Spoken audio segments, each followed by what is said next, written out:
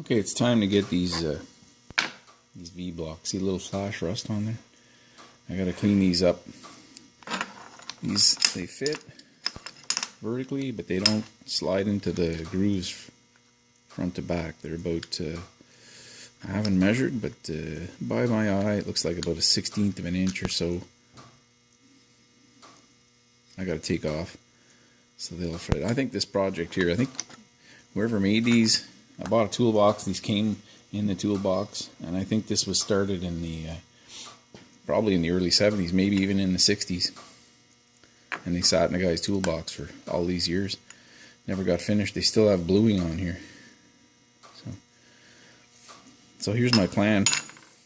I'll have to figure out how much I got to take off, but I'm going to clamp them something like this. I thought about taking the bolt out, putting them in the vise vertically, and machining off a little bit, but because these are a little narrower here in the bottom, these would be I think there'd be just too much flexing there and there, so you'd have to clamp somehow in here. But anyway, so I thought about it the last couple of days, and this is what I come up with. Put a couple of parallels, maybe one parallel, clamp down like that, and then machine off this end. So just an idea. I can go a little wider than that, but actually, you know what? I think that'll work fine. Yeah. So I'd like to clamp them both, do them both at the same time. So one setup. Let me get them all clamped down and I'll bring you back. Okay, there's my setup. And I'm going to indicate these so they're perfectly same distance. So I measured all four of them. They're all different lengths. They're all slightly different sizes. So, and what I need is 370, so I'm going to go a little under that. I'll go 350 or so.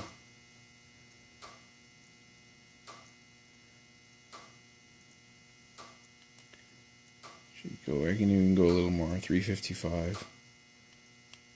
Should be fine. Should fit everywhere. Yeah, so that's what I'm going to do. I'll check the other one too. Okay, I got it. Been adjusting it here back and forth. Hope my hand's not in the way. So I got it at 0. Really, really close there now. I think I'm going to add one more clamp though. Yeah. So we're less than 1,000. We're about 1,000. That's close enough. And I'm going to put one more clamp on here, I think. I'm a little worried that's not going to hold. So I'll add one more. Having one T-slot on this table has disadvantages. There's not a lot of place to clamp, but someone drilled and tapped 2 holes here, and these T-bolts fit right in, so I'll be able to use that. Clamp this. It's gonna be nice. So that'll give me a little extra support. And it's really close here. I don't know if the wheel's going to hit this. May have to readjust that, but it's really hard to clamp because of that parallel sticking out first of all, and that one T-slot. So, okay, let's try it.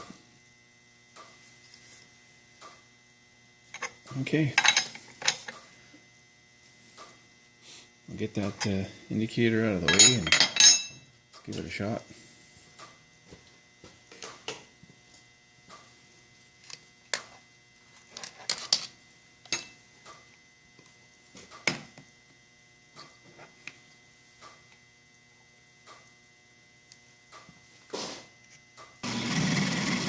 I'll take the clamp off the back. There's no way that's going to fit.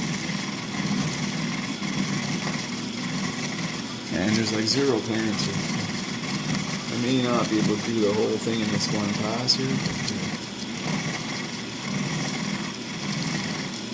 I know how I'm going to do the other one now. Totally different than this one.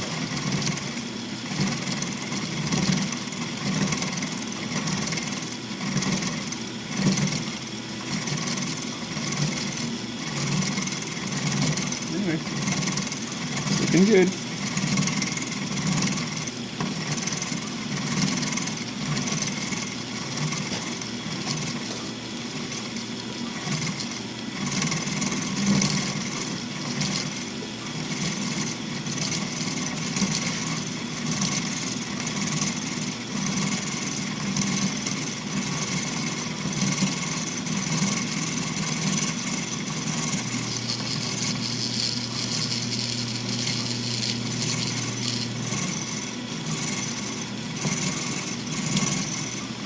Looks like I'm going to be able to pull it off here. Maybe. I didn't want to put too big of a cutting wheel on. But that might have been the best way to do it. Just put a bigger wheel on.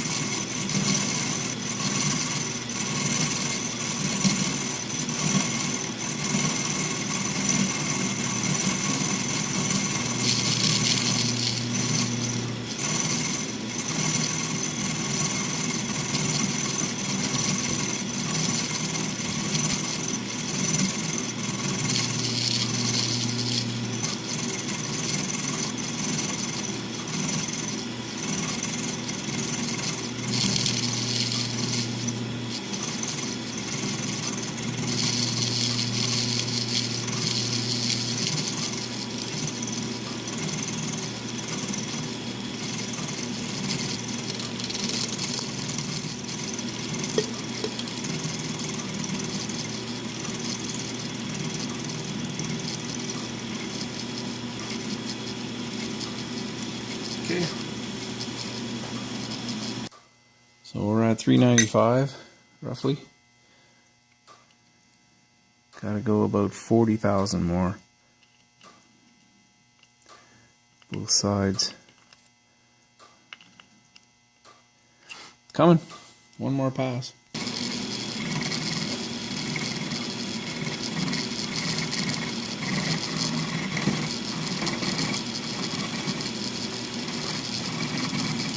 I'm just going to check that.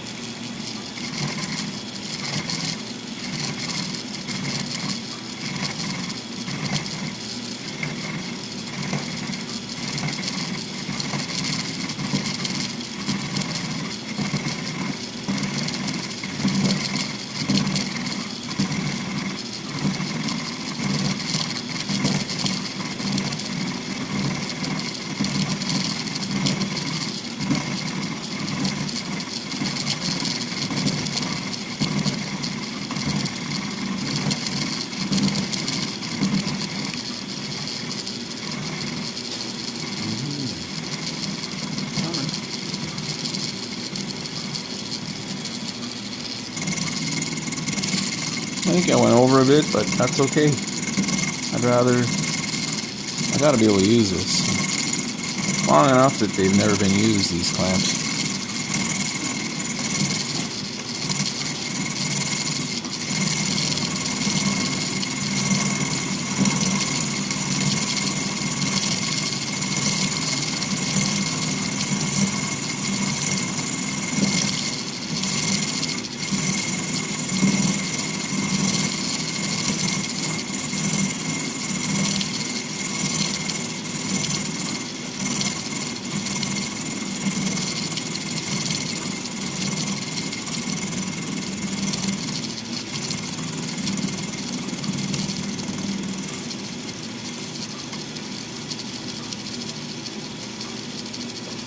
Okay, that's done. One down. Okay, I'm at 340. I went way past my mark, but I don't think it's really crucial. I want to be able to use them.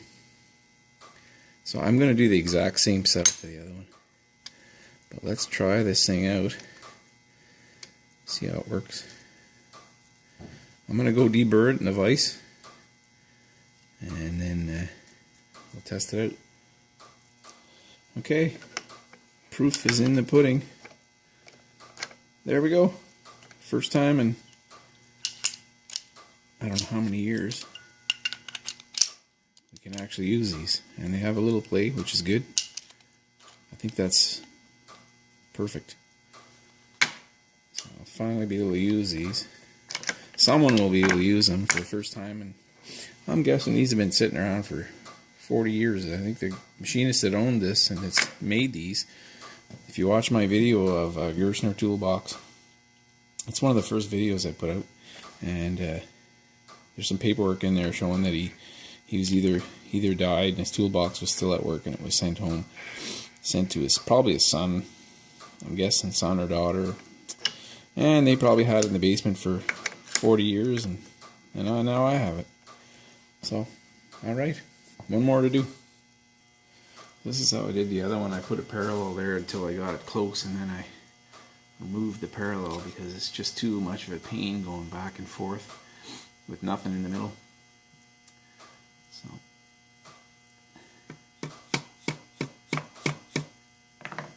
cuts my time down.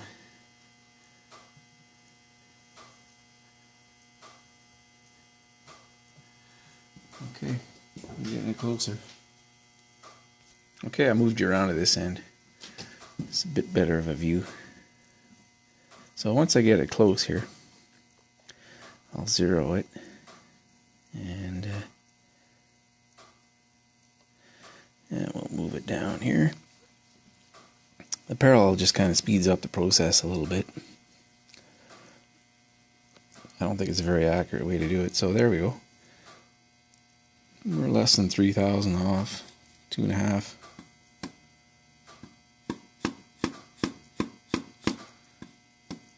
Let's see about there. I'm going to snug it up some more now.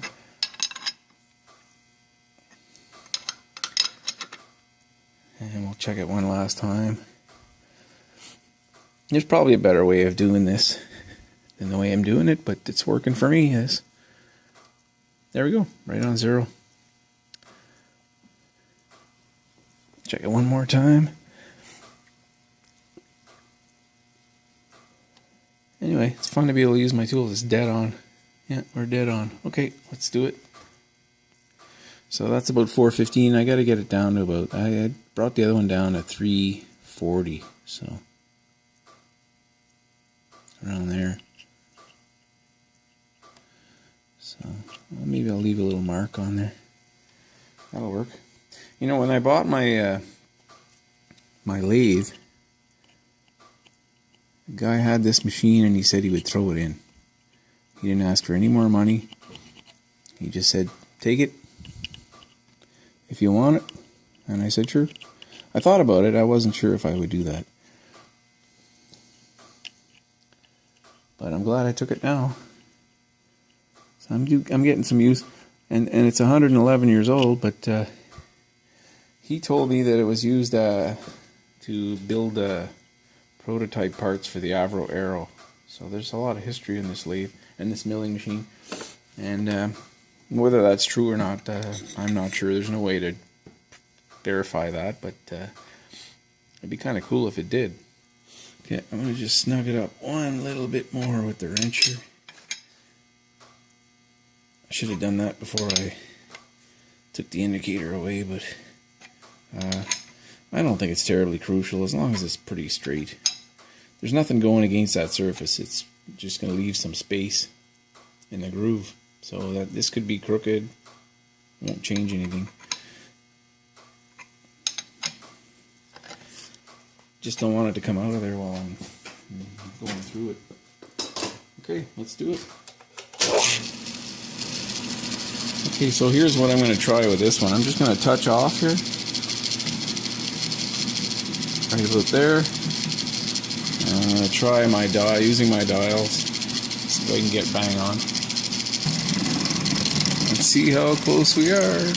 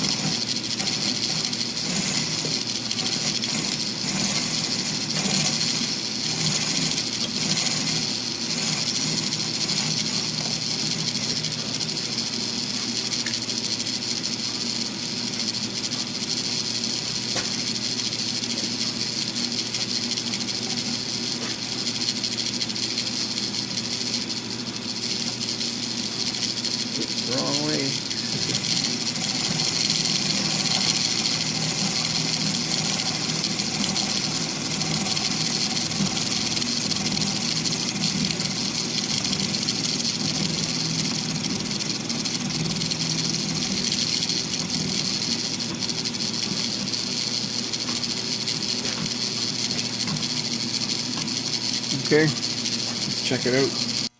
Okay, so I dialed in about 25,000 and I came pretty close there.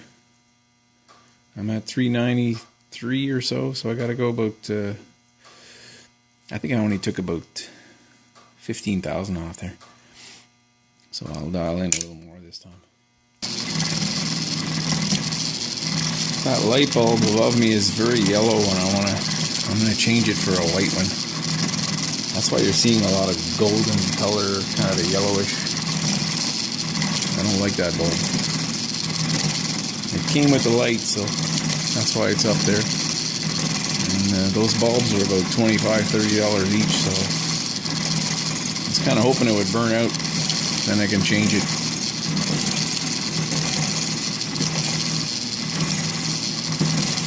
So it's kind of cool to think that this old milling machine, it would have been old back then when it was used to build prototype parts for the Avro Arrow, which is, I don't know if it's true or not, but you can look up Avro Arrow. It's a Canadian, it was the first of its kind Delta Wing jet fighter plane, built in the, I think it was built in the late 40s, early 50s, right after the war. And it was way ahead of its time, apparently, like that. The Canadian government was told to stop the project. People believe it was very controversial. It was believed that it was stopped because the U.S. military would not want Canadians having a better jet fighter than the U.S. Air Force, which would make sense. But they could have just sold it to the U.S. Anyway, kind of cool. Okay, so let's check it again. I just dialed in 25,000 more. Okay, I think we're about really close. I don't want it to be too tight, and I don't want to reset it all back up again. So I'm gonna take about 4,000 or 5,000 more off. We're at 358 or something. What are we at here? Yeah, 360, 359, 358. I'll take a little more, like 5,000-6,000 more, and then that should be it. We'll try it. Okay, we're right on the mark there. We're at 350, 355, 350. So I'll deburr that, and we'll try it on the V-block. So there they are. I polished them a little bit, but it's like holding a piece of ice. It's really cold in here. We're in another deep freeze. The next couple of days, -20. So these clamps fit in all 4 positions. You could put 2 clamps on one of them, or one on each. So I've tried them in every position and they fit everywhere, so really happy this is done. Now I can start using these. My first V-block, I probably made it in a big hurry, trying to drill through something around, obviously, and I just took a piece of angle about yay long and welded it onto a little piece of flat bar. So it's really about 6 inches long, 1.5 by 1.5 angle. I'll show it to you one day. It's not here, it's at the other shop. So here's a job out of the way. I'm really happy I'm going to be able to use these now. If you liked the video, I know it was long, but if you did like it, give me a thumbs up. If you see a way for me to improve the way I'm doing things, just mention that in the comments. And thanks for watching.